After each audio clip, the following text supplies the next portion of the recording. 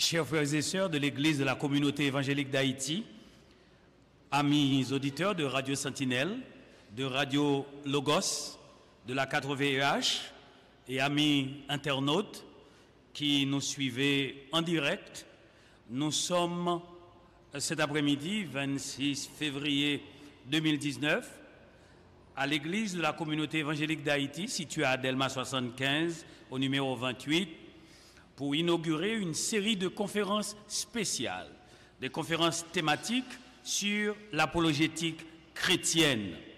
C'est donc un plaisir pour nous de vous inviter à suivre cette série, dont la première sera en quoi l'apologétique chrétienne doit-elle intéresser les chrétiens aujourd'hui, ou pourquoi l'apologétique chrétienne est-elle incontournable pour le croyant aujourd'hui, avec le docteur Leslie Jules. Chaque quatrième mardi, nous puissions être ensemble ici à l'église, toujours avec le docteur Leslie Jules. À vous, pasteur Brice. Prions le Seigneur. Éternel Dieu Tout-Puissant, nous te rendons gloire parce que tu es notre Maître, notre Dieu. Tu nous connais mieux que nous-mêmes.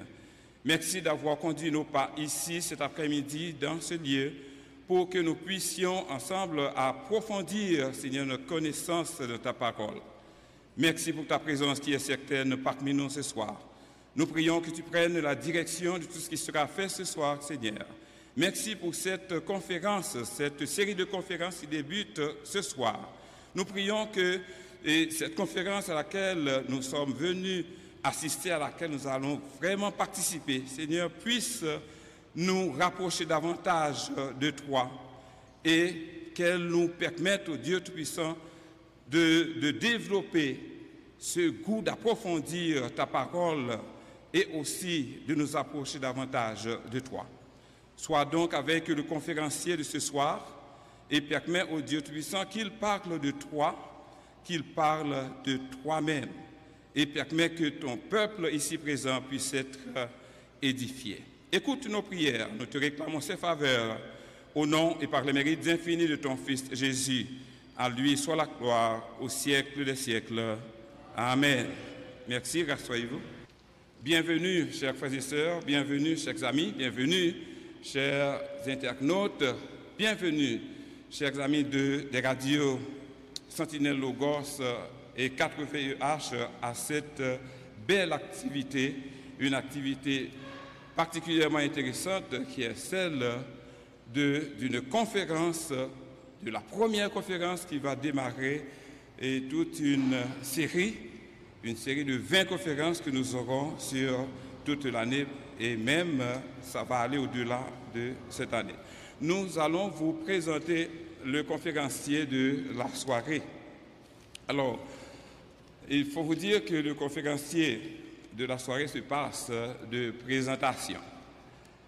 Mais je me permets quand même de vous dire qu'il est un ancien de l'Église de la communauté évangélique d'Haïti.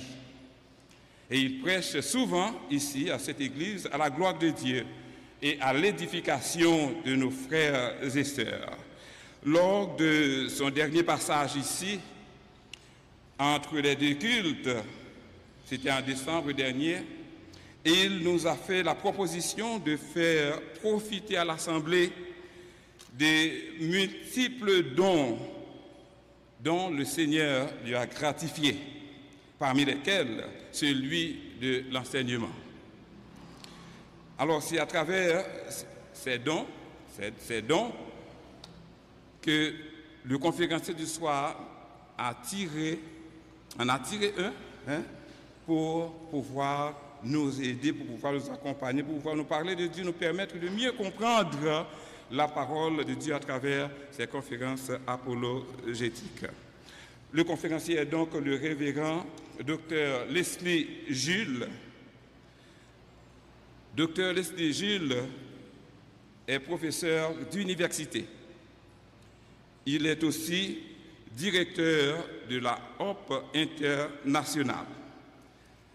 Il est pasteur à l'église Calvary Chapelle. C'est un ami de longue date, de vieille date.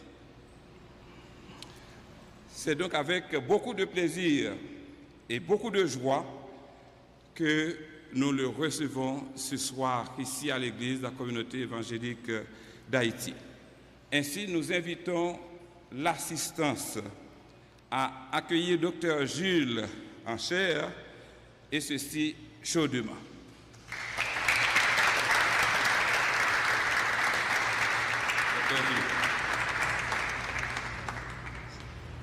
Bonsoir tout le monde. Merci Pasteur Brice pour ses propos en introduction. Et c'est un plaisir pour moi d'être avec vous ce soir et pour commencer avec cette série de conférences sur l'apologétique chrétienne. Donc le sujet qu'on m'a confié ce soir, c'est pourquoi l'apologétique chrétienne est incontournable. Incontournable particulièrement pour le croyant. Et je remercie aussi la direction de l'Église d'avoir accepté cette proposition de ma part pour étudier l'apologétique. Et chemin faisant, nous allons tous voir que c'est un sujet passionnant. Et c'est un appel que le Seigneur donne à chaque croyant, à chaque chrétien, de non seulement connaître sa parole, mais de pouvoir en prendre la défense. J'ai accepté le Seigneur en 1993. 1993, j'ai remis ma vie au Seigneur et j'ai toujours travaillé dans la vigne du Seigneur. J'ai travaillé à l'église en tant que moniteur, en tant qu'assistant moniteur, surintendant de l'école du dimanche. Donc j'étais très zélé pour la cause de Christ. Mais cependant, Paul parle du fait qu'on peut être zélé, mais sans la connaissance. Et c'est exactement ce qui me caractérisait. En 2003, et je me suis rendu à Pétionville, dans une église, et un ami à moi dirigeait le service d'adoration. C'est John Berger, et qui était à cette époque le doyen du séminaire théologique STEP. Et John Berger m'a remarqué dans l'assemblée, il m'a demandé de venir et d'adresser quelques propos d'exhortation et à l'assemblée, ce que j'ai fait. Et en regagnant mon siège, j'ai été approché par une jeune fille qui m'a dit « Monsieur Jules, mais je ne savais pas que vous étiez chrétien. » Alors là, je dois vous dire que ce n'était pas un compliment. Et j'ai demandé à la jeune fille, d'où est-ce qu'elle me connaît, etc. Et elle m'a dit que « Mais ça fait longtemps que tu nous enseignes à l'université, ça fait 3 ans que tu enseignes, mais tu ne nous as jamais parlé de ta foi. » Et je dois vous dire que je suis un prédicateur à l'église. Et des gens me connaissaient à cette époque comme quelqu'un qui participe dans les services, comme quelqu'un qui prêche et dans les services de réveil, dans les services traditionnels de l'église. Mais cependant, je ne pouvais pas articuler ma foi. En 2008, après 2008, et après avoir soutenu ma thèse de doctorat, j'ai commencé avec une carrière en tant que professeur visitant en Europe, et en Amérique du Nord et dans les Caraïbes. Et je dois vous dire que c'est là que ma foi, c'est là que véritablement mes convictions chrétiennes ont été mises à l'épreuve. Donc je ne pouvais pas articuler ma foi de manière intelligible et pour les gens qui réfléchissent. Parce qu'il y a certains qui, d'entrée de jeu, rejettent la parole de Dieu, rejettent la Bible. Alors donc, la question que je me pose souvent, c'est si quelqu'un ne croit pas dans les miracles, est-ce que cette personne va croire dans la résurrection de Jésus-Christ qui est le plus grand des miracles jamais réalisés? Et donc là était mon dilemme. Comment parler à quelqu'un de la résurrection de Jésus-Christ, quelqu'un qui ne croit pas dans les miracles? Et ça, c'était la première question à laquelle je devais répondre. Mais quelqu'un qui ne croit pas dans l'existence de Dieu. Il y a des gens qui tout bonnement vous disent que tout est une question d'impression sensorielle. Donc si je ne peux pas sentir quelque chose, si je ne peux pas toucher cette chose, si je ne peux pas voir cette chose, si je ne peux pas écouter, donc cette chose-là n'existe pas. Et donc, c'est un dilemme. Comment approcher ces gens-là? Et ce sont ces gens-là que je côtoyais à l'université, des collègues, et qui me demandaient quelle est la raison pour laquelle je crois en Christ. Pourquoi est-ce que je crois? Et j'étais dans l'incapacité de répondre, mais cependant, je me suis dit quelque chose. Si Dieu est réel, si Dieu est vivant, je dois savoir la raison de ma foi. Je dois pouvoir explorer, je dois pouvoir découvrir si ce que je ressens dans mon cœur est véritablement vrai. Je voulais explorer si les expériences que je fais avec Dieu Parce que connaître Dieu, marcher avec Dieu, c'est une question d'expérience. On expérimente Dieu au quotidien. Mais nous ne sommes pas les seuls à avoir des expériences. Les musulmans aussi ont des expériences. Les bouddhistes aussi ont des expériences. Les athées aussi ont des expériences de transcendance. Alors comment est-ce qu'on peut savoir qu'on est dans le vrai? Et donc là, je me suis posé une série de questions. Pourquoi est-ce que je suis chrétien? Est-ce que je suis chrétien parce que je suis né dans une famille chrétienne? Est-ce que je suis chrétien parce que j'ai grandi dans un pays chrétien? Est-ce que je suis chrétien parce que je fréquente certains chrétiens? Pourquoi est-ce que je suis chrétien? Et donc j'avais beaucoup de questions. Et je dois vous dire que je n'étais pas la seule personne à me poser des questions. Beaucoup de gens se posent aussi des questions. Les sceptiques se posent des questions. Mais ce qui se passe au niveau des sceptiques, les sceptiques se posent des questions, mais ils n'ont jamais entendu les réponses. Ou du moins, s'ils ne prennent pas le temps pour écouter les réponses. Si vous vous souvenez, c'était comme Pilate qui demandait à Jésus, qu'est-ce que la vérité? Et en posant cette question, il tourne le dos à la vérité parce qu'il n'était pas prêt à recevoir cette vérité. La réalité, c'est que les évidences pour le christianisme existent. Et ce sont des évidences qui ont été débattues par les philosophes, par l'apôtre Paul lui-même. Et donc la question qu'il convient de se poser, c'est est-ce qu'il existe des raisons pour notre foi? Je dois vous dire qu'il y a beaucoup de questions que les gens se posent, des questions qui touchent à l'existence de Dieu. Est-ce que Dieu est vivant? Est-ce que Dieu est réel? Et des questions qui touchent à l'origine de l'univers, et des questions qui touchent à l'origine de la vie, à l'origine des premières formes de vie, et qu'est-ce qui va se passer après la mort, et particulièrement pour ce qu'il s'agit de la résurrection de Christ. Est-ce qu'il s'agit d'une fiction ou est-ce qu'il s'agit d'un fait historique? Ce sont des questions légitimes que les gens se posent ou doivent se poser. Mais je vais vous dire ce que j'ai découvert. J'ai découvert, et telle a été ma conclusion, c'est que beaucoup des gens qui disent qu'ils croient au Seigneur ne savent pas véritablement pourquoi ils croient. Et j'ai aussi découvert que ceux qui disent qu'ils ne croient pas au Seigneur ne savent pas véritablement pourquoi ils ne croient pas. La réalité, c'est que les gens se laissent emporter par le courant de croire ou le courant de ne pas croire. Je n'ai aucune raison de croire, je n'ai aucune raison de ne pas croire. Telle est notre réalité et c'est là que l'apologétique chrétienne trouve toute son importance. Et c'est pourquoi nous allons avoir une série de conférences sur l'apologétique chrétienne pour adresser ces questions. Avant de définir c'est quoi l'apologétique chrétienne, je peux de manière littérale vous dire que l'apologétique chrétienne consiste tout simplement à fournir une réponse. C'est ce que nous faisons en tant qu'apologètes. Et nous fournissons des réponses. Donc il y a une véritable nécessité de répondre à tout homme. Et c'est ce que la Bible nous demande. Si vous lisez en Proverbe 26, le verset 5, il est dit « Réponds à l'insensé dans sa folie, selon sa folie, afin qu'il ne se considère pas comme sage. » Et donc Dieu veut que nous apportions des éléments de réponse. Dieu veut que nous répondions à ceux qui ont des questions, à ceux qui ont des doutes, à ceux qui sont sceptiques par rapport à leur foi et à ceux qui croient, mais qui ne savent pas véritablement pourquoi ils croient. Et donc j'espère qu'à travers cette série, à travers cette série de conférences que nous allons avoir, et que ça va pouvoir fortifier votre foi, et que vous ne serez pas comme moi, quelqu'un qui a du zèle mais sans la connaissance. Donc vous aurez à la fois le zèle que le Seigneur veut que vous possédiez, mais aussi la connaissance pour pouvoir défendre votre foi. Et donc la question c'est pourquoi l'apologétique chrétienne? Pourquoi est-ce qu'on doit faire l'apologétique chrétienne? En général, en matière d'éducation des adultes, on dit souvent que pourquoi vient avant comment.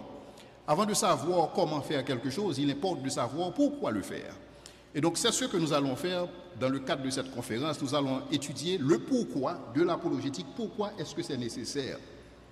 L'apologétique chrétienne est nécessaire parce que c'est une ordonnance. Dieu nous ordonne de répondre aux sceptiques. Dieu veut que nous répondions aux sceptiques. Et ça, c'est un ordre que Dieu a intimé à son Église. Et le verset clé qui explique cela, c'est le verset que nous trouvons dans 1 Pierre 3, le verset 15, où Pierre nous dit « Mais sanctifiez dans vos cœurs le Seigneur, étant toujours prêt à vous défendre avec douceur et respect devant quiconque vous demande raison de l'espérance qui est en vous. » Et là, je vais vous dire quelque chose. Si vous êtes un chrétien authentique, si vous êtes un chrétien véritable, et que personne ne vous questionne par rapport à l'espérance qui est en vous, il y a un problème. Parce que par définition, le chrétien est différent. Et parce que vous êtes différent, parce que vous êtes au-dessus de la mêlée, des gens vont vous poser des questions. Les gens vont vous demander quelle est la raison de l'espérance qui est en vous. Et par rapport à cette question, qu'est-ce que vous devez faire? Et c'est ce que l'apôtre Pierre nous invite à considérer en disant, nous devons toujours être prêts. Maintenant, est-ce que être prêt veut dire que nous avons l'ensemble de la connaissance pour ce qui concerne la doctrine chrétienne? Non, je n'ai pas la prétention d'avoir toutes les réponses. Bon, c'est sûr qu'après mon exposé, on va avoir une session et questions-réponses. Et j'espère que je vais pouvoir répondre à l'ensemble de vos questions. Mais je n'ai pas toutes les réponses. Quand l'apôtre Pierre nous dit que nous devons être prêts, il s'agit plus d'une question d'attitude que d'avoir accès à toute l'information. Et donc Pierre nous demande de pouvoir expliquer la raison de notre foi. Le mot que Pierre utilise, c'est le mot défense, et que nous devons défendre notre foi. Et c'est ce mot qui est exprimé en latin apologia. Et apologia qui signifie faire une défense de notre foi. Et Pierre nous dit à face de qui est-ce qu'on doit faire cette défense? Et Pierre nous dit c'est à quiconque demande, selon le cas. Et donc quand vous êtes approché par quelqu'un qui vous demande la raison de l'espérance qui est en vous, l'apôtre Pierre vous dit qu'il faut répondre à cette personne, mais il faut être prêt. Et la façon dont il s'agit de le faire, c'est avec douceur et avec respect. Mais il n'y a pas que l'apôtre Pierre à comprendre cet ordre que le Seigneur a donné. L'apôtre Paul aussi obéissait à cet ordre. Et c'est pourquoi Paul dit en 2 Corinthiens 10, le verset 5, Paul disait « Nous renversons les raisonnements et toute hauteur, et qui s'élèvent contre la connaissance de Dieu, et nous amenons toute pensée captive à l'obéissance de Christ. » Ce que Paul est en train de nous dire, c'est que Paul nous dit il y a des gens à qui il faut fermer la bouche. Parce que ce sont des gens qui parlent d'une manière certaine de ce qu'ils savent comme des brutes. Et à ces gens, il faut fermer la bouche. Des gens qui disent que la Bible est pleine de contradictions. Des gens qui disent que le Jésus historique n'a jamais existé. Des gens qui disent que les miracles n'existent pas. Et donc à ces gens, il importe de fermer la bouche. Et c'est pourquoi Paul nous invite à la confrontation. Paul nous invite au choc des idées. Frères et sœurs, nous ne devons pas avoir peur d'exposer les raisons pour lesquelles nous croyons, parce que notre foi est véridique, notre foi est véritable. Et c'est ce que j'espère démontrer à travers ces 20 conférences, que nous pouvons défendre notre foi. Si ce n'était pas possible, le Seigneur ne nous l'aurait pas exigé. Si le Seigneur vous demande de défendre votre foi, de répondre à quiconque vous demande raison de l'espérance qui est en vous, c'est parce qu'il en a fait des provisions à cet effet. Et donc, ce que nous faisons en tant qu'apologètes, nous enlevons les obstacles qui obstruent la voie à la connaissance de Dieu. Parce qu'il y a des gens qui voudraient croire, mais cependant qui ont des blocages, qui ont des obstacles. Et ça peut être des obstacles d'ordre intellectuel, ça peut être des obstacles d'ordre philosophique, ça peut être d'autres types d'obstacles. Et donc, notre responsabilité, c'est de déblayer le terrain. Notre responsabilité, c'est d'enlever ces obstacles pour que les gens puissent être amenés à la foi. Mais l'apologétique en soi, ce n'est pas une finalité, c'est un processus. Ce que nous visons en tant qu'apologètes, c'est l'obéissance à Christ. Et c'est ça la finalité, c'est que les gens puissent obéir à Christ. Et c'est là que je voudrais vous introduire à ce que nous appelons la pré-évangélisation et l'évangélisation. Nous savons en tant que chrétiens, Dieu nous a appelés à la grande commission, à aller faire de toutes les nations des disciples. Et donc nous avons la responsabilité d'évangéliser. Mais il y a aussi la responsabilité de faire ce qu'on appelle la pré-évangélisation. Et là, permettez-moi de camper devant vous la différence entre ces deux concepts, entre ces deux ministères, et qui sont des ministères différents, mais néanmoins obligatoires. Pour ce qu'il s'agit de l'évangélisation, elle est réalisée par tous les chrétiens. Elle est réalisée n'importe où, n'importe quand, et elle s'appuie sur les évangiles, elle est basée sur la vérité, elle est basée sur la révélation, elle déclare la vérité, et son but, c'est la foi. Mais pour ce qu'il s'agit de la pré-évangélisation, elle est réalisée par les chrétiens au besoin. Au besoin, c'est-à-dire quand un obstacle, quand une opposition, quand un obstacle est formulé, quand un rejet est formulé par rapport à la foi chrétienne, quand une objection est soulevée, et donc ça demande une intervention d'ordre apologétique. Et la pré-évangélisation s'appuie, si vous voulez, sur toute la doctrine chrétienne et ce que les théologiens appellent la théologie systématique. Donc il ne s'agit pas de prendre un verset, mais de considérer l'ensemble et non l'élément. Et la pré-évangélisation est axée sur la raison et elle clarifie l'enseignement chrétien et son but, véritablement, c'est la compréhension. Et c'est ce que nous sommes tous appelés à faire.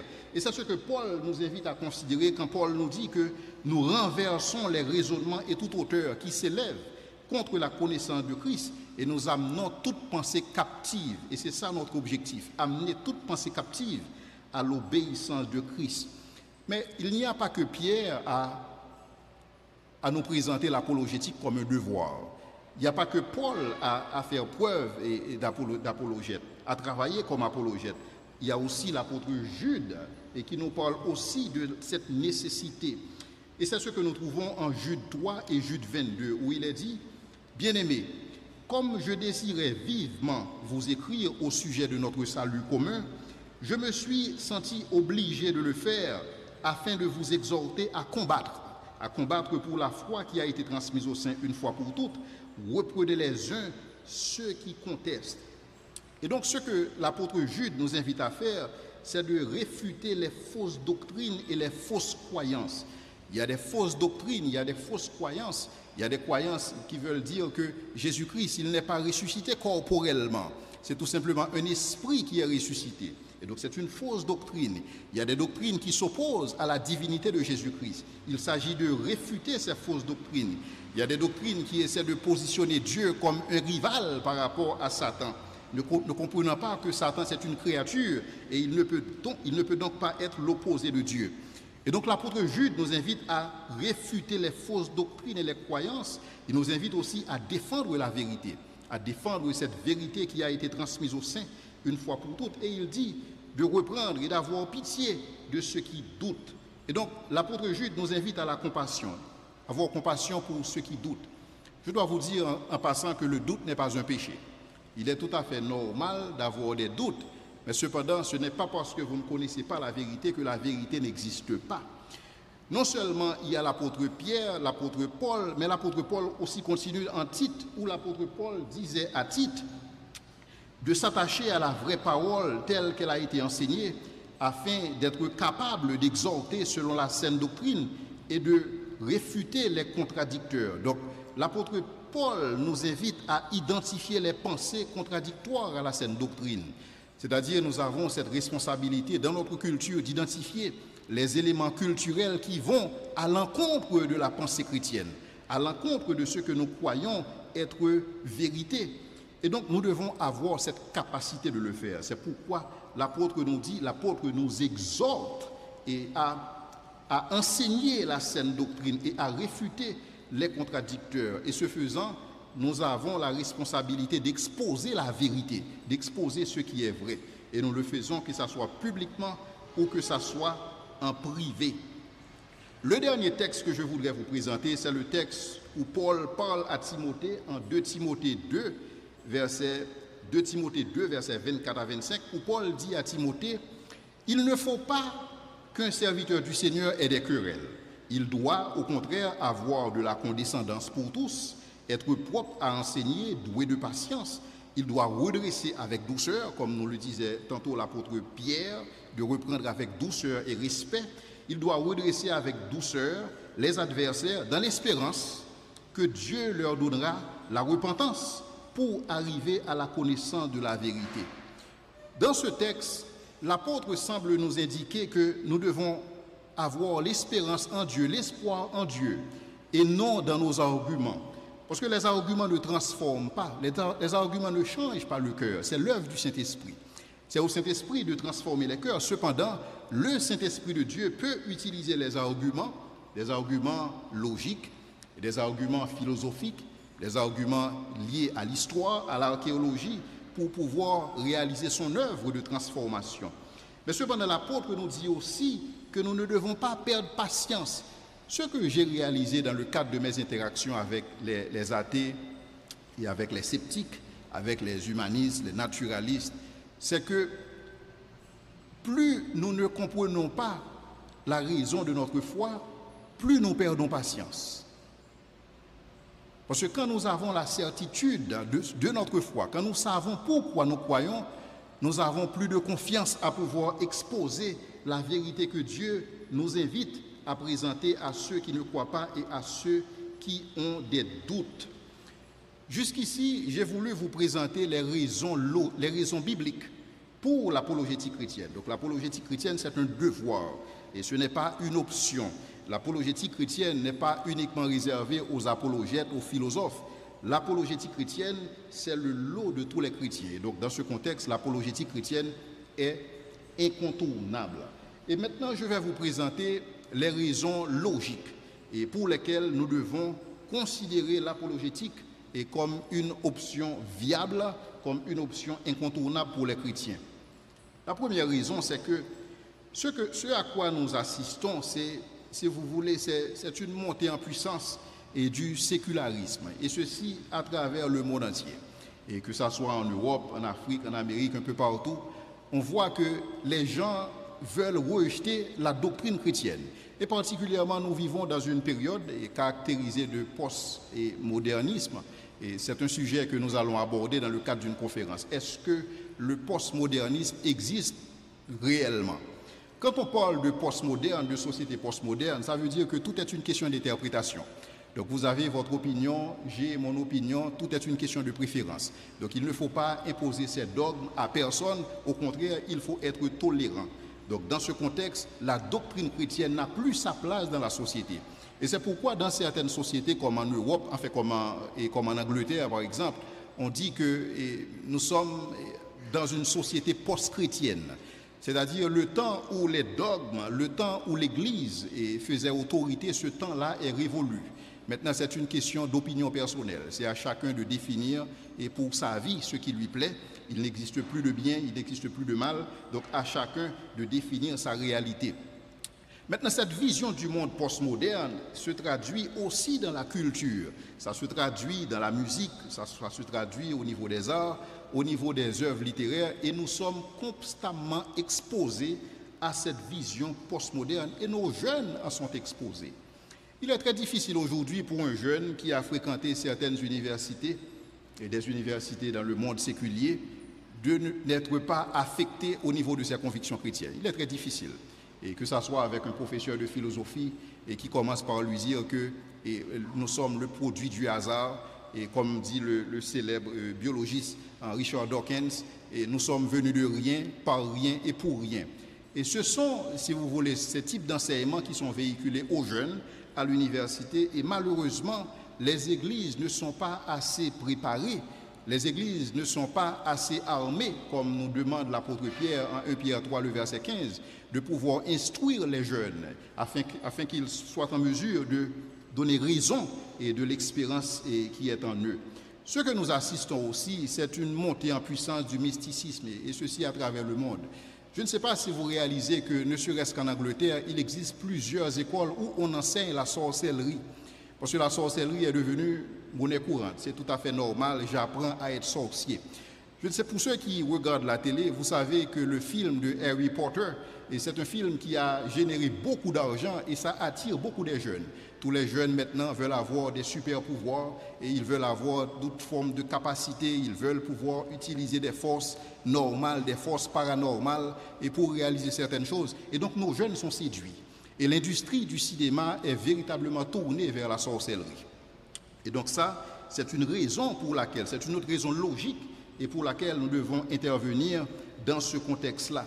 Et que dire parmi nous, que dire pour Haïti, où nous assistons à une percée spectaculaire du vaudou et en Haïti. Et j'écoutais récemment, enfin pas récemment, il y a quelque temps, et Patrick Villers qui donnait une interview à RFI et qui disait que le vaudou est à la fois culture et religion. Donc je pense que Patrick Villers, il se méprend dans son approche et sur ce qu'est la culture et sur ce qu'est la religion.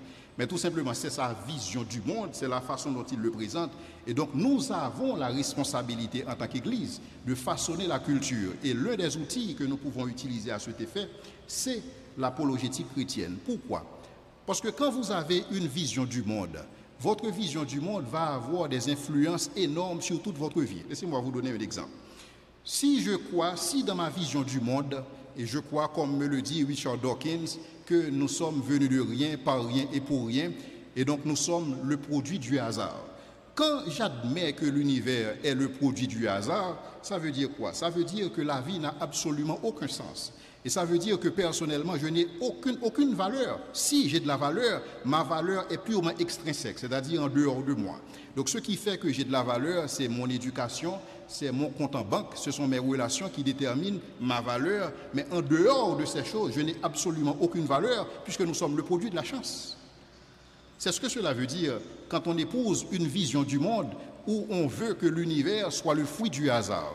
Donc ça veut dire que nous n'avons absolument aucune valeur, nos rêves n'ont aucune valeur, nos aspirations n'ont absolument aucune valeur, parce que tout ce qui nous attend au final, c'est la mort, les bras ouverts. Parce que s'il n'existe pas de Dieu et s'il n'y a pas d'immortalité, la vie n'a absolument aucun sens. Et ça, c'est une vérité, c'est une vérité que même Jean-Paul Sartre avait constatée dans sa thèse sur l'absurdité de la vie. Parce qu'une vie que l'on conçoit sans Dieu, sans immortalité, c'est une vie absurde. Et même quand on regarde les prévisions des scientifiques, les scientifiques nous disent que ce qui va se passer à la Terre, ce qui va arriver à la Terre, c'est que soit que la Terre devient une boule de glace, soit que la Terre devient une boule de feu. C'est ce que disent les scientifiques. Donc dans un contexte pareil, à quoi servent vos rêves? Absolument à rien. Mais cependant, quand on embrasse une vision du monde qui nous présente l'homme créé à l'image de Dieu, ça veut dire que nous avons de la valeur. Et dans ce contexte, notre valeur n'est pas extrinsèque. Notre valeur n'a rien à voir avec notre compte en banque. Notre valeur n'a rien à voir avec notre niveau d'éducation ou nos relations. Mais notre valeur est liée au fait que nous sommes créés à l'image de Dieu. Et parce que nous sommes créés à l'image de Dieu, nous avons une dignité absolue. Donc, une vision du monde a beaucoup d'impact, a beaucoup d'influence sur notre vie et sur la société tout entière. Et donc la question qu'il s'agit de se poser, c'est est-ce que j'ai la bonne vision du monde? Est-ce que j'ai une vision du monde et qui se veut correcte?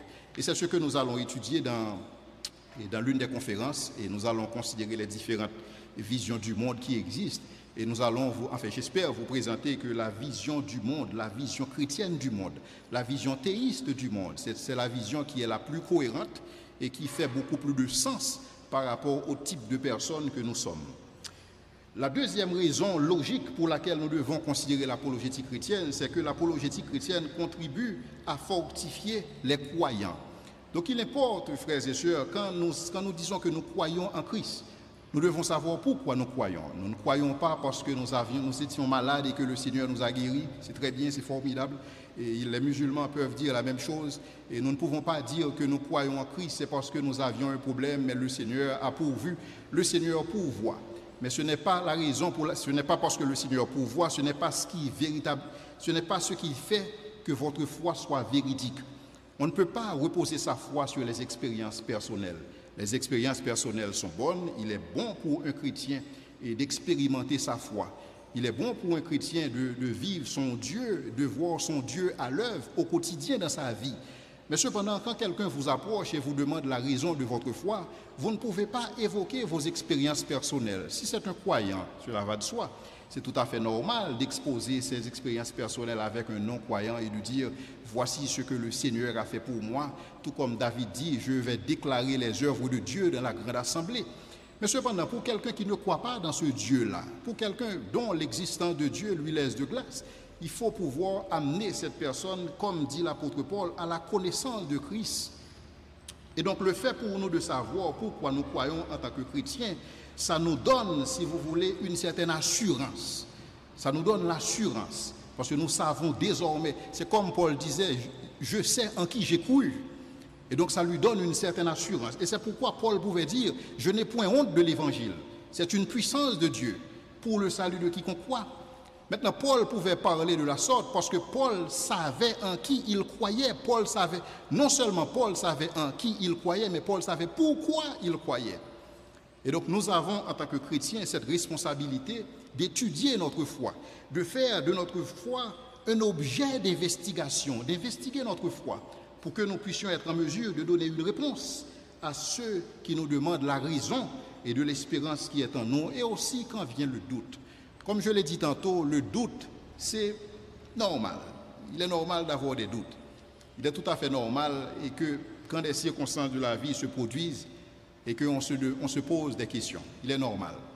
Mais cependant, quelqu'un qui a une vision du monde correcte et quelqu'un qui est informé sur le plan de Dieu et quelqu'un qui connaît sa foi, qui connaît la raison de sa foi, cette personne peut mieux garder la tête hors de l'eau par rapport à quelqu'un qui ne connaît pas la raison de sa foi. Et donc, dans ce contexte, l'apologétique joue un rôle majeur dans la vie du chrétien. Et là, pendant que je parle de la nécessité de façonner la culture et de fortifier les croyants, je voudrais vous présenter cette citation de William L. Craig, et qui est un brillant apologète aux États-Unis, et il dit, je cite, « Si nous voulons que l'Évangile soit entendu comme une option intellectuellement viable par les hommes et les femmes d'aujourd'hui qui pensent, alors il est vital, en tant que chrétiens, que nous essayons de façonner notre culture de manière que la foi chrétienne ne puisse pas être écartée d'un revers de la main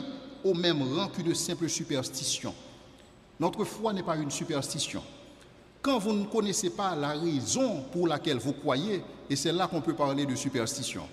Mais quand vous savez pourquoi vous croyez, quand vous savez en quoi vous croyez, il n'existe plus de superstition, mais une foi véridique, une foi véritable. Et c'est ce que nous allons faire avec ces différentes conférences où nous allons parler de l'apologétique chrétienne. Mais au final, c'est quoi l'apologétique chrétienne? Une définition classique de l'apologétique chrétienne. Apologétique vient du grec apologia, qui signifie défense. Et c'est cette branche de la théologie chrétienne et qui cherche à fournir une justification des affirmations de la foi chrétienne. La différence qui existe entre la théologie et l'apologétique, c'est que la théologie s'oriente beaucoup plus pour les croyants. Donc c'est quelqu'un qui connaît Dieu, qui peut apprendre de Dieu. C'est quelqu'un qui connaît Dieu, qui peut apprendre les doctrines chrétiennes, les dogmes et du christianisme. Mais cependant, pour quelqu'un qui ne connaît pas Dieu, pour quelqu'un qui est chancelant dans sa foi, il est important pour cette personne de connaître l'apologétique chrétienne.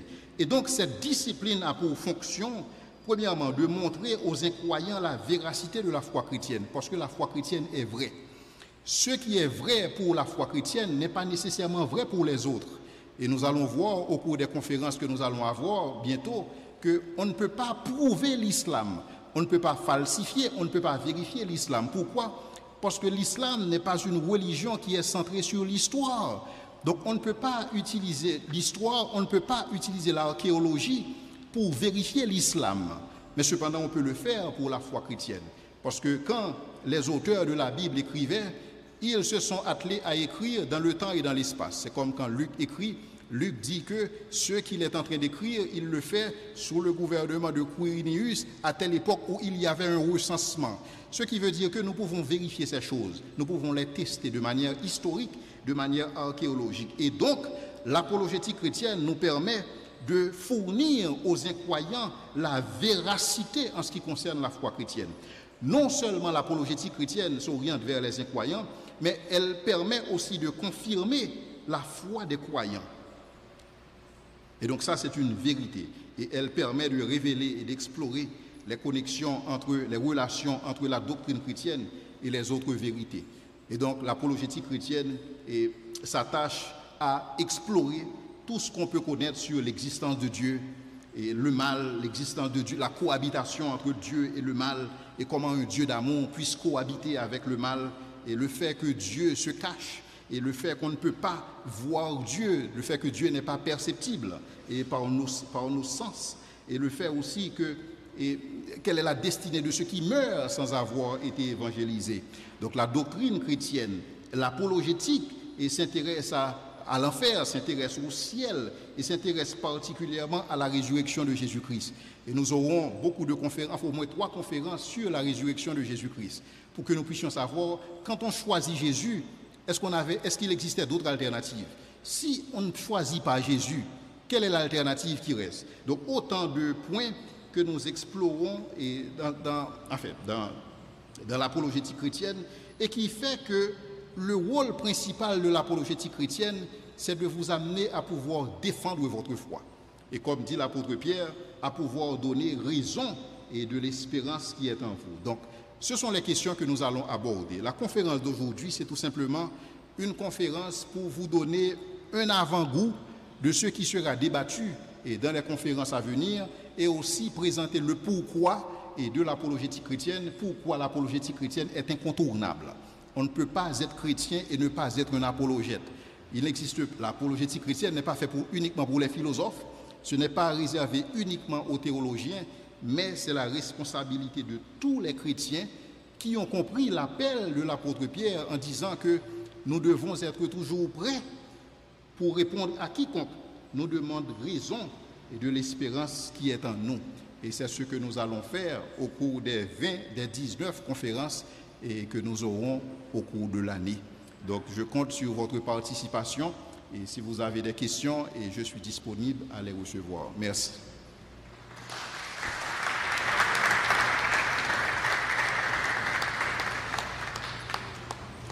Les questions peuvent être posées en créole ou en français. Alors la question que j'ai, c'est par rapport au postmodernisme. Comment adapter ou bien comment, je dirais, mettre à jour l'école du dimanche pour faire face au postmodernisme? C'est une très bonne question. Je dois vous dire en passant, nous aurons une conférence sur le postmodernisme, mais d'entrée de jeu, je peux vous dire que le postmodernisme, c'est une ruse du malin. Le postmodernisme n'existe pas. Et par exemple, les philosophes postmodernes vous disent que tout est une question d'interprétation. Et donc vous avez votre manière d'interpréter certaines réalités, j'ai ma manière à moi d'interpréter certaines réalités, et donc dans ce sens-là, et à chacun sa compréhension, à chacun ses préférences. Pour avoir une telle vision du monde, il faudrait que cette vision du monde dépasse le cadre d'une conversation amicale.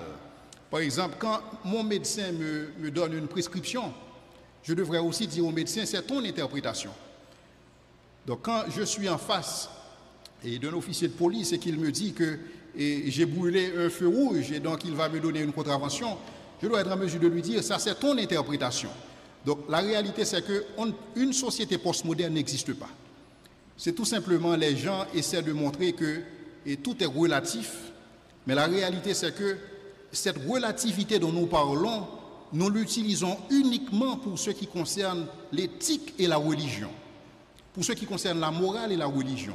Dès que nous sommes en face de la morale, dès que nous sommes exposés à la morale, c'est une question de préférence, mais pas quand nous sommes en face de l'avocat, pas quand nous sommes en face de la justice, pas quand nous sommes en face de notre médecin. Donc quelqu'un qui a une migraine et qui regarde un médicament, il ne va pas avoir une lecture postmoderne du médicament. Il va avoir une lecture absolue pour savoir ce que dit ce médicament, c'est exactement ce qui va m'arriver si je le prends. Donc cette question de société postmoderne, c'est une utopie et ça n'existe que dans l'esprit des philosophes. Et nous allons voir ça en détail et à travers cette conférence que nous allons avoir sur le modernisme, les différents courants, le modernisme et le postmodernisme, et que l'on présente comme étant la caractéristique du monde actuel. Merci, Dr Jules, pour cette premier épisode de cette série de conférences que vous comptez présenter. Maintenant, ma question concerne un conflit qui existe assez souvent entre la foi et la science. La plupart des chrétiens qui font des études avancées, des études doctorales, se retrouvent assez souvent dans ce dilemme. Je prends un exemple précis. Nous qui sommes chrétiens, nous croyons dans la création. Nous croyons que la terre existe depuis 6000 ans, que Dieu a créé. Maintenant, avec la parole, il a dit que la lumière soit et la lumière était.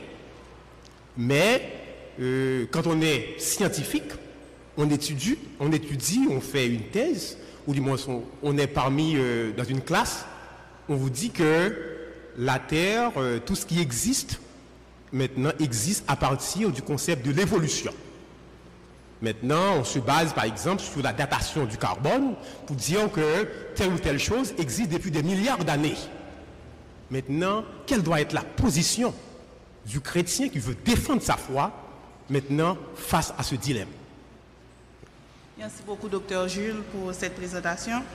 Ma question, c'est, puisque tous les chrétiens sont appelés à être des apologètes, quelle est, d'après vous, la démarche pour exceller dans ce domaine? Et est-ce qu'il faut forcément avoir fait beaucoup d'études théologiques? Quelle méthode d'étude de la Bible et d'autres études qu'on doit faire pour devenir un excellent apologète? Il existe un faux débat entre la science et la foi. Je pense que ce qui fait défaut aux chrétiens, c'est que nous acceptons le Seigneur, mais nous n'avons aucune connaissance du christianisme historique. Parce que quand on accepte Christ, on nous dit qu'il faut venir à l'école du dimanche et il faut passer dans une classe de catéchisme et il faut se faire baptiser et il faut fréquenter les services de l'Église. C'est tout ce qu'on nous dit. Mais nombreux sont les chrétiens qui n'ont aucune idée du christianisme historique. Ils ne savent pas c'est quoi la contribution du christianisme à la civilisation, à la culture. Ceux qui connaissent un peu l'histoire du christianisme, l'histoire de la foi chrétienne, ils savent que la science moderne n'existerait pas sans le christianisme.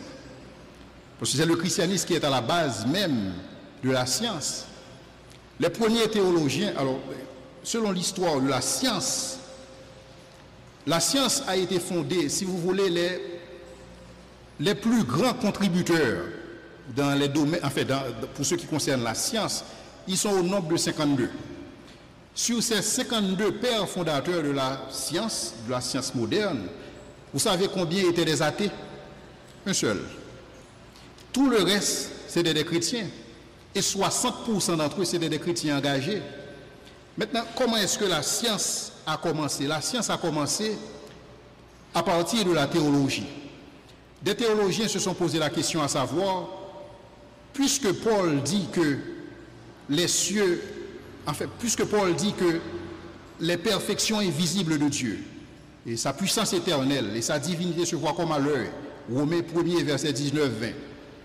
Puisque Paul nous dit que l'empreinte de Dieu est dans la création, des théologiens se sont dit, plus je comprends la création, plus je serai amené à comprendre le Créateur. Et donc, dans ce contexte, ils se sont attelés à faire de la science. Et c'est pourquoi les pères fondateurs de la science étaient pour la plupart des théologiens. Et donc ça, c'est un fait qu'il faut souvent souligner parce que des fois, on pense que le christianisme est né de la dernière pluie et que le christianisme n'a rien apporté à la société. Et donc, on aura une conférence intitulée « L'héritage du christianisme moderne à la société » où ces questions-là seront débattues. Mais pour ce qui concerne la création et l'évolution, je dois vous dire que la création, c'est une thèse qui est beaucoup plus plausible que l'évolution. Et je vais vous dire pourquoi. Mais d'abord, dans votre question, vous aviez dit que la Bible dit que la Terre a 6000 ans. Nulle part la Bible n'affirme que la Terre a 6000 ans. Et il y a tout un débat entre les jours de création de la Genèse. Est-ce que c'était des jours de 24 heures ou est-ce que c'est tout simplement une période donnée? Donc il y a on ne peut pas faire un dogme à partir de ce qui est dit dans la Genèse. Et pour ce qu'il s'agit du nombre d'années dont dispose la planète.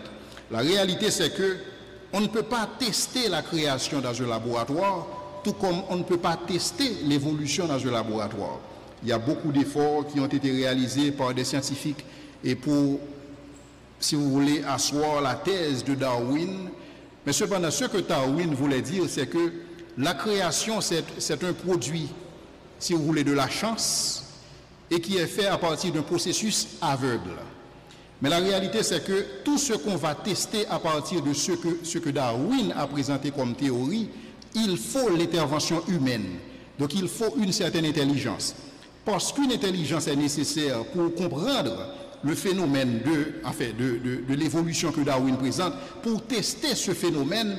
Donc dans ce contexte, la thèse de Darwin ne tient pas debout parce que ça ne peut pas se faire de manière aveugle à partir de la chance. Donc ce n'est pas une thèse qui est soutenable. Je suis d'accord et que pour ce qu'il s'agit de la création, c'est quelque chose que nous approchons aussi par la foi. Donc on ne peut pas tester la création en laboratoire, tout comme on ne peut pas tester l'évolution en laboratoire. Cependant, quand on considère ces deux thèses en présence, et nous voyons qu'il y a une plus grande plausibilité que l'univers soit le produit d'un créateur intelligent. Et on va avoir une conférence là-dessus. C'est comme on dit, comme quand on regarde un téléphone cellulaire, et on l'appelle un smartphone, et on sait que pour avoir un smartphone, la personne qui a créé ce téléphone cellulaire doit être smart. Et quand on regarde la complexité qui existe au niveau de l'univers, et la complexité que ce soit au niveau du cerveau humain, et la complexité au niveau de notre œil, donc on sait que cela demande une certaine intelligence. Et la science admet que plus le design est complexe, plus l'intelligence requise pour ce design doit être complexe. Et donc ça demande nécessairement un concepteur divin, et donc ça demande un Dieu qui soit intelligent et qui serait à la base de la création, mais rien dans ce que dit Darwin. Alors le problème, c'est que la question que tout le monde se pose, c'est comment la thèse de Darwin a fait pour atterrir dans les livres de science. Parce que la thèse de Darwin, ce n'est pas une thèse scientifique, c'est une thèse philosophique. Tout aussi philosophique que la thèse de la création, à laquelle nous croyons par la foi. Et l'apôtre Pierre admet aussi que c'est par la foi que nous croyons que Dieu a fait ces choses. Donc il n'y a aucun problème à ce que je crois que Dieu a créé l'univers, parce que l'apôtre Pierre dit que c'est par la foi que nous acceptons ces réalités. Et donc c'est ma position là-dessus. Maintenant, la question c'est quelle doit être la position des chrétiens, et c'est une position que nous allons étudier en long et en large et dans une conférence sur la science moderne. Et cette conférence, je n'ai pas les dates et les thèmes, mais c'est une conférence qui va être focalisée particulièrement sur la science moderne. Est-ce qu'elle existerait s'il n'y avait pas le christianisme, tout bonnement? Et pour la dernière question, à savoir comment exceller dans l'apologétique, je pense que tout ce que cela demande, c'est de partager la foi des chrétiens de Bérée, comme disait Paul. Et Paul disait que les chrétiens de Bérée ont des sentiments plus nobles que ceux de Thessalonique, parce que ce sont des gens qui ne veulent pas tout croire. Et dans ce contexte, la Bible nous appelle à un certain scepticisme religieux. Et dans un sens qu'on ne peut pas tout croire, il faut pouvoir tout tester. Et c'est pourquoi Paul nous dit examinez toutes choses et retenez ce qui est bon. Et parce que nous avons cette disposition de cœur où nous ne voulons pas tout recevoir, nous voulons tout tester. Et puisque la foi chrétienne est testable, alors autant pouvoir tester cette foi, et nous avons des outils pour le faire. Et ce sont ces outils que que je vais vous présenter pendant ces différentes conférences, des outils, et que ce soit au niveau de la logique, et au niveau de la philosophie, et au niveau de l'archéologie, au niveau de l'histoire, et au niveau de la Bible. Ce que nous allons faire dans le cadre de ces conférences, aujourd'hui c'était tout simplement une introduction, et pour vous montrer qu'il y a une obligation pour nous de faire de l'apologétique chrétienne. Mais cependant, pour les conférences à venir, nous allons le plus que possible utiliser des arguments qui ne sont pas nécessairement des arguments bibliques. Pourquoi? La raison, c'est que quand vous êtes amené à défendre votre foi, le plus souvent, ce n'est pas toujours sur le terrain de la foi. C'est sur le terrain de l'autre. Quand quelqu'un va vous dire que le Jésus historique n'a jamais existé, vous ne pouvez pas utiliser la Bible. Parce que si la Bible n'est pas vue par cette personne comme étant un livre historique, c'est peine perdue d'utiliser la Bible. Et donc, dans ce contexte, nous allons faire appel aux historiens. Et nous allons regarder les historiens chrétiens, les historiens non chrétiens, regarder leurs différents points de vue sur la question et voir est-ce qu'il n'existe pas une plus grande plausibilité pour que la résurrection ait lieu et que le Jésus historique a bel et bien existé, parce que sinon, il y a pas mal de choses qui resteraient sans explication si le Christ n'est pas ressuscité. Et je ne sais pas si vous avez considéré le fait que l'apôtre Paul mise notre foi chrétienne sur la résurrection du Christ. Parce que Paul dit que si Christ n'est pas ressuscité d'entre les morts, notre foi est vaine. Alors la question que je me pose et la question que je vous invite à vous poser aussi, est-ce que notre foi, telle que Paul le décrit comme étant, si vous voulez, comme ayant pour fondement la résurrection de Christ, est-ce que cela pourrait être seulement quelque chose que vous ressentez au niveau du cœur? Ça n'a absolument aucun sens parce que tout le monde a des sentiments, tout le monde ressent quelque chose. S'il faut parler aux musulmans, le musulman va vous dire, et quand il prie Allah, il ressent quelque chose. Est-ce que c'est par le fait qu'il ressent quelque chose que ce qu'il ressent est vrai? Pas nécessairement. Et donc il nous faut des arguments parce que la foi chrétienne, et c'est pourquoi j'aime dire aux athées, à mes amis athées, je leur dis souvent, si vous voulez adopter une religion, commencez avec le christianisme. Pourquoi? Parce que le christianisme est testable. Donc vous pouvez tester le christianisme, vous pouvez tester la véracité du christianisme pour voir est-ce que c'est vrai. Si ce n'est pas vrai, au final, vous laissez tomber. Mais la réalité, c'est que tous ceux qui, jusqu'à présent, ont mis la foi chrétienne à l'épreuve, ils ont considéré que cette foi est vraie et ils ont considéré que Jésus-Christ, il est Seigneur à la gloire du Dieu le Père, tel que dit les Écritures. Je ne sais pas s'il y a d'autres questions et sinon... Pour demander à Dr Jules de revenir sur une question qui avait été posée en ce qui a trait à la Bible et la science. Donc ça va être une question express qui demanderait peut-être une réponse express aussi. C'est qu'il y a beaucoup de gens qui sont dans la confusion quand ils se mettent à comparer la Bible en tant qu'ouvrage. Dans leur pensée, c'est un ouvrage de science, et les allégations de la science, les données de la science. Par exemple, l'archéologie, tout comme l'anthropologie, nous parle des périodes quaternaires, etc. C'est des sciences qui nous parlent des millions d'années d'existence de l'humanité, alors que, comme vous l'avez mentionné tout à l'heure, la Bible laisse l'impression que l'humanité date de 6000 ans. Alors, qu'est-ce que vous diriez à quelqu'un qui se retrouverait dans une situation si difficile de confusion? 4 millions d'années, 6000 ans pour l'humanité, l'existence de l'humanité. Et ce que dit la science. Une première. Ok. Je peux donner. Bonsoir tout le monde. Dans votre présentation, Dr Jules, il y a une chose qui a attiré mon attention. Vous étiez en train de parler des fonctions d'apologétique chrétienne. Mais la chose qui attire mon attention vraiment, c'est la fortification des croyants. Vous avez dit, savoir pourquoi, il faut savoir pourquoi l'on croit, et en croire, l'on croit. Et la chose qui paraît bizarre encore, c'est que quand vous dites, quand on ne connaît pas en qui l'on croit, l'on croit, c'est la superstition. Et nous savons bien qu'il y a des gens au sein de l'Église qui ne croient pas vraiment en croire. En qui l'on croit, l'on croit. Est-ce que ces gens-là, ils pratiquent la superstition? Bonsoir. Et nous remercions le conférencier pour cette si grande conférence.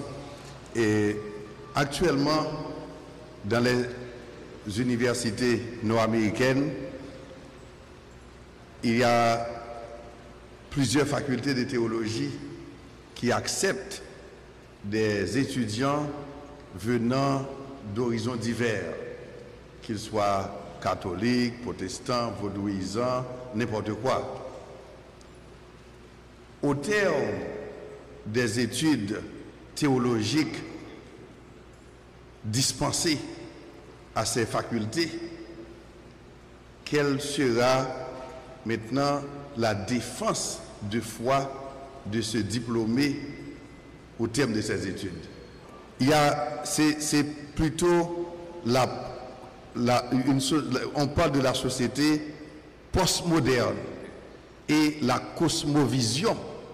Donc c'est dans l'idée de la cosmovision et de la postmodernité. Maintenant, on accepte des étudiants venant de tous horizons, qu'ils soient protestants, catholiques, n'importe quoi. Mais maintenant, au terme des études théologiques et enseignées dans ces facultés, et quelle est la défense apologétique de ces diplômés? Merci. Merci. Alors, je dois vous dire en passant que la science n'est pas le seul mode d'acquisition de connaissances. Donc il y a différents modes d'acquisition de connaissances, dont la science. Et par exemple, il y a une différence entre la science et les mathématiques. Et les mathématiques représentent aussi un mode d'acquisition de connaissances. Et pour ce qu'il s'agit des mathématiques, la connaissance que nous avons, c'est une connaissance purement intuitive. Par exemple, on ne fait pas une expérimentation et pour savoir que 2 plus 2 égale à 4. C'est une connaissance intuitive que nous avons. Nous savons intuitivement que 2 plus 2 égale à 4. Pour ce qu'il s'agit des mathématiques et pour ce qu'il s'agit de ce type de mode d'acquisition de connaissances, et c'est ce qu'on appelle une connaissance a priori. Et dans le sens que il n'y a pas une démonstration que l'on fait à l'avance pour pouvoir admettre que c'est une vérité. Cependant, pour tout ce que dit la science, c'est une connaissance a posteriori. Dans le sens qu'il faut formuler un postulat, il faut pouvoir tester cette hypothèse et de voir effectivement qu'est-ce que ça donne. Et sur la base de ce que ça donne, on va admettre est-ce que c'est concluant ou est-ce que c'est pas concluant. Dans ce sens, il faut comprendre que pour ce qu'il s'agit de la science, tout ce que dit la science est de nature provisionnelle. Et c'est pourquoi la science peut vous dire quelque chose aujourd'hui et demain matin, la science contredit ce qu'elle avait dit hier sur la base de nouvelles données et sur la base de nouvelles recherches. Et c'est ce qui fait avancer la science. C'est la curiosité intellectuelle qui fait avancer la science. La science ne se prononce pas sur des dogmes. Pour la science, tout est provisionnel. Tout est en état d'avancement. Ce que dit la science vous le dit, dans l'état actuel des choses, sur la base des données que nous disposons aujourd'hui, voilà notre compréhension de telle ou telle réalité. Donc sur cette base, tout ce que présente la science est carrément relatif. Parce que la science est provisionnelle. Mais cependant, pour ce qu'il s'agit des mathématiques, les mathématiques, il n'y a rien de provisionnel. C'est une connaissance intuitive. Donc c'est une connaissance qui n'a pas besoin nécessairement d'être démontrée. C'est une connaissance que nous savons de manière naturelle. C'est la même chose pour la connaissance de Dieu. La connaissance de Dieu n'est pas une connaissance a posteriori. Et c'est pourquoi quand vous regardez les Écritures, vous n'allez nulle part dans les Écritures, vous allez voir que la Bible soutient une thèse par rapport à l'existence de Dieu. Pourquoi? Parce que pour la Bible prend l'existence de Dieu comme un acquis. Comme on dit en anglais, it's a given. Donc la Bible ne s'attelle pas à démontrer que Dieu est, parce que la connaissance de Dieu est intuitive. Et ça a été démontré dans toutes les civilisations. Il n'existe pas une civilisation qui a existé sur la terre où les gens n'étaient pas religieux. Ça n'existe pas. Donc la religion est aussi vieille que l'histoire de l'humanité parce que Dieu a mis en nous la pensée de l'éternité pour que nous le cherchions. Et ça a toujours été ainsi.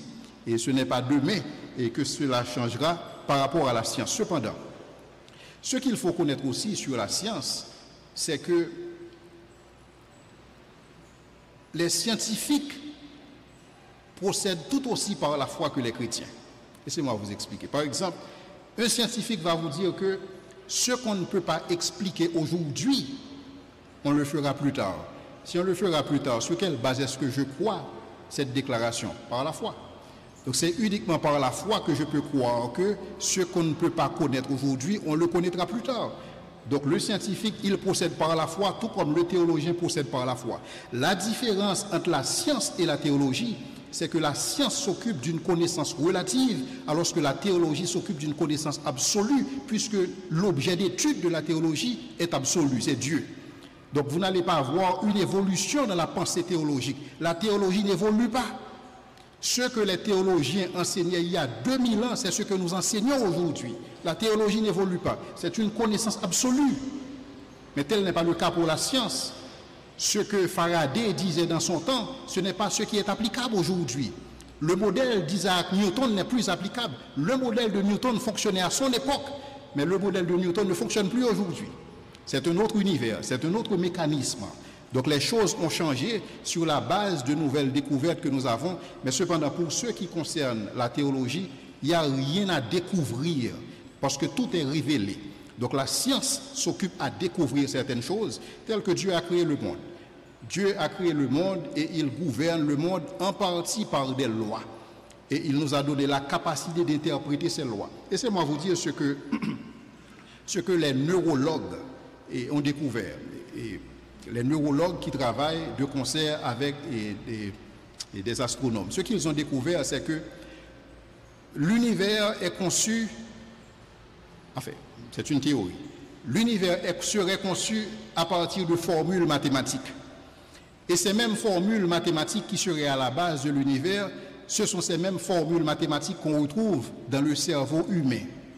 Et c'est pourquoi ils admettent qu'un mathématicien peut travailler sur une formule et vous dire quand est-ce qu'on va avoir un comète qui va se déplacer dans le ciel. Pourquoi? Parce que tout simplement, la même structure mathématique qui existe dans l'univers, c'est cette même structure mathématique qui est dans son cerveau. Et tout ceci, c'est pour démontrer que ce soit l'univers, que ce soit l'homme, nous sommes le produit d'un seul être, de créateur ultime. Maintenant, la question à savoir, est-ce que ceux qui n'ont pas la raison, ceux qui ne connaissent pas la raison de leur foi, est-ce que cela veut dire qu'ils sont superstitieux? Bon, je ne veux pas le dire ici. Seulement, je veux dire que la foi sans la connaissance, ce serait de la superstition. Et cependant, la foi est toujours accompagnée de connaissance. Quand Jean écrit son évangile, Jean dit que j'écris ces choses. Quand Luc écrit, Luc dit que j'écris ces choses afin que vous sachiez. Donc la connaissance et la foi marchent de pair. Donc quand il y a la foi, il n'y a pas la connaissance, c'est ce que les théologiens appellent le fidéisme.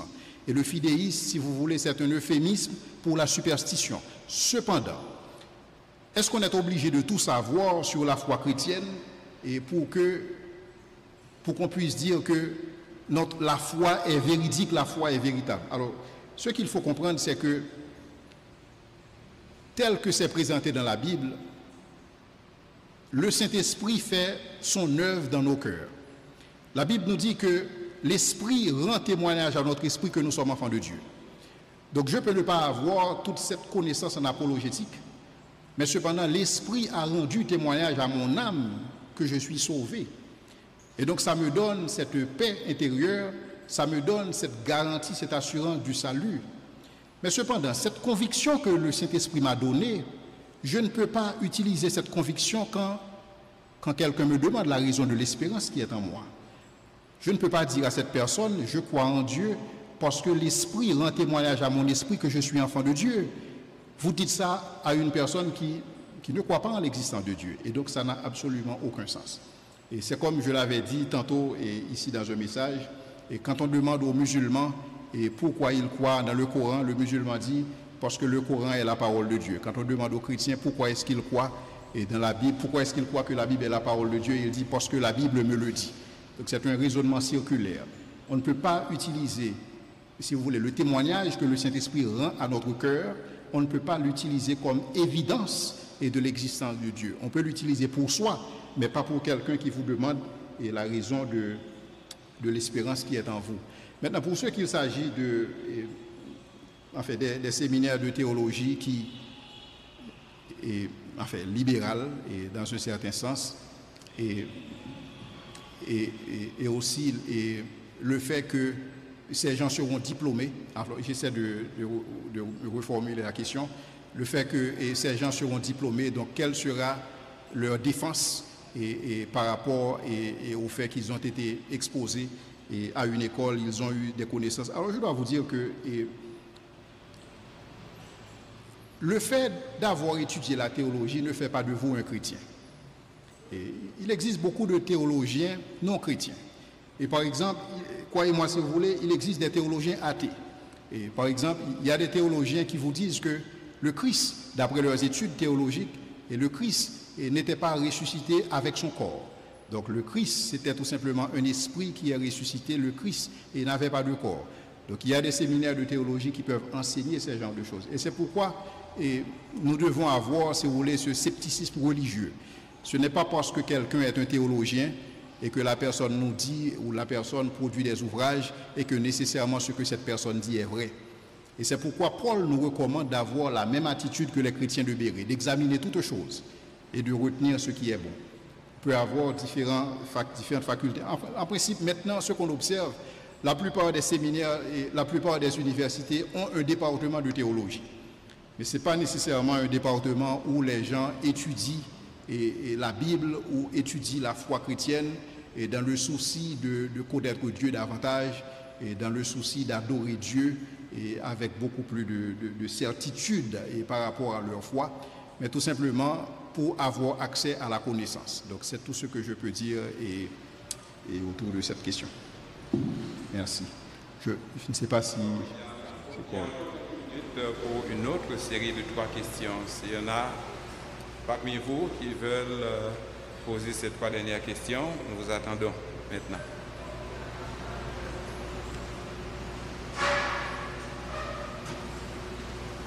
Question? Sinon, s'il n'y a pas de question, pour ce qu'on a voulu faire aujourd'hui, c'était tout simplement vous exposer à l'apologétique chrétienne et pour vous montrer que c'est une discipline de la théologie et qui est nécessaire et pour des raisons bibliques et parce que la Bible nous demande de pouvoir donner raison de l'espérance qui est en nous. Et donc la Bible ne veut pas que vous soyez étranger par rapport à votre foi. Donc vous devez être en mesure d'articuler votre foi et vous devez être en mesure de défendre votre foi envers quiconque vous demande raison de l'espérance qui est en vous. Non seulement il y a des raisons bibliques, mais il y a aussi des raisons totalement logiques. Parce que nous vivons dans une société où, normalement, il y a des gens qui ne croient pas. Et c'est tout à fait normal, le fait de ne pas croire, parce que Dieu ne force à personne de croire. Et il y a aussi des gens qui doutent. Et par rapport aux gens qui ne croient pas, donc, nous avons des éléments de réponse. Donc, il y a des questions, mais ça ne veut pas dire qu'il n'y a pas de réponses. Ce sont tout simplement des gens, si vous voulez, qui n'ont pas eu la chance d'entendre ces réponses. Donc, nous avons ces réponses. Et ce sont ces réponses que nous allons essayer de vous présenter à travers une vingtaine de conférences où nous allons étudier Dieu, l'origine de l'univers, et nous allons étudier l'inhérence de la Bible, et nous allons regarder la science moderne, comme j'ai parlé tantôt, et nous allons regarder, si vous voulez, la résurrection de Christ, et particulièrement pourquoi est-ce que nous devons croire en Jésus-Christ et non pas dans un autre personnage, que ça soit Mahomet, ou ça soit un autre gourou et d'une autre religion. C'était un plaisir de vous avoir. Et merci beaucoup et à la prochaine.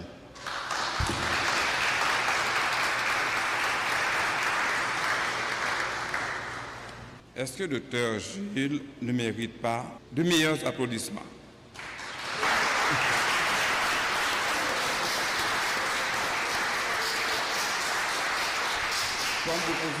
Comme vous pouvez le remarquer, il y a vraiment beaucoup de choses à apprendre. Et je suis certain qu'il y en a parmi vous qui ont beaucoup de questions, mais qui n'osent pas les poser ce soir, qui hésitent encore à le faire.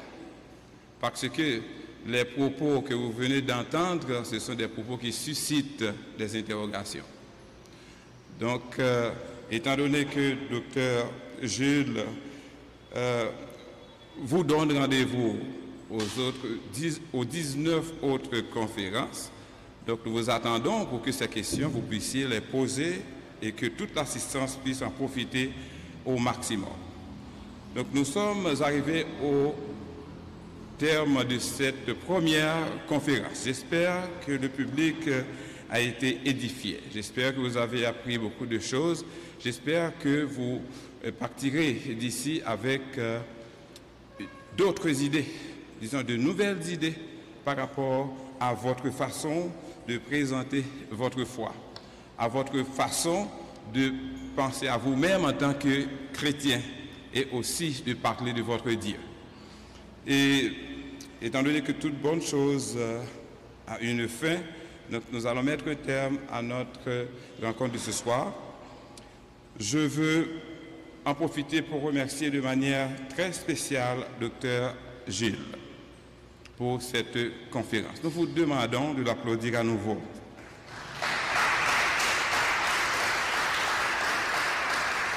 Merci. Nous voulons remercier nos illustres invités qui nous ont fait l'honneur d'être ici ce soir. Et je veux remercier de manière spéciale quelqu'un qui pourrait être facilement considéré comme le doyen d'âge de l'Assemblée ce soir, c'est le colonel Colin. Vous ne l'applaudissez pas?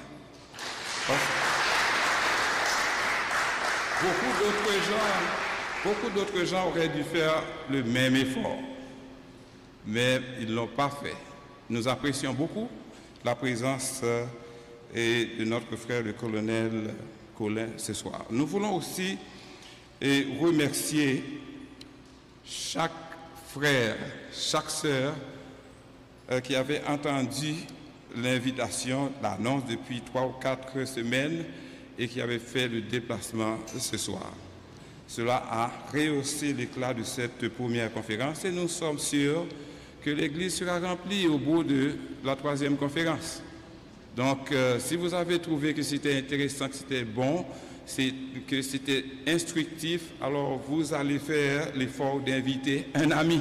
Si chaque personne ici invite une autre personne, eh bien vous comprenez que l'Église sera remplie au bout de notre 3e conférence. Et je veux aussi remercier toute l'équipe de son et toute l'équipe des techniciens de Radio Sentinelle. Et je veux remercier les internautes.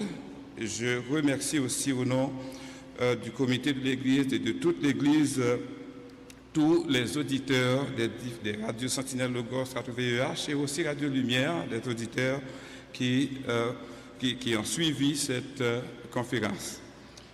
Et nous voulons pour finir, vous remercier vous-même et en vous demandant de vous applaudir vous-même. Applaudissez-vous. Nous vous donnons donc rendez-vous au 4e mardi de mars. Ce sera précisément le 26 mars, ça veut dire dans un mois. Donc ne prenez pas rendez-vous ce mardi-là pour que vous puissiez être des nôtres. Bon, nous voulons dire aux auditeurs et puis vous donner aussi les titres des 19 autres conférences, en commençant par la 19e, c'est ce qu'avait souhaité Dr Jules, c'est ça? Je peux commencer 19 ou la première? Ok, je vous donne le premier, 2, 3, 4. La première, c'est pourquoi Jésus, l'accomplissement des prophéties. Pourquoi Jésus, vie miraculeuse et sans péché. 3. Pourquoi Jésus, résurrection d'entre les morts. 4. L'absurdité d'une vie sans Dieu. 5. Peut-on objectivement croire au miracle? 6. En dehors de la Bible, peut-on croire que Dieu existe? 7. Si Dieu existe, pourquoi le mal? 8. Existe-t-il une vérité absolue quand tout est relatif? 9. Pourquoi Dieu se cache-t-il? 10. Quelle est la destinée éternelle de ceux qui meurent sans avoir été évangélisés? 11. La science moderne existerait-elle sans le christianisme? 12. La foi est-elle aveugle? 13. Le ciel, symbole ou réalité? 14. L'enfer, symbole ou réalité? 15. La résurrection de Jésus, historicité et implication. 16. La possession démoniaque, discerner pour mieux agir. 17. Les Mormons, que croient-ils? 18. Comprendre l'islam, doctrine et tradition. 19. Le modernisme et le postmodernisme, enjeu pour la foi chrétienne. Et puis 20.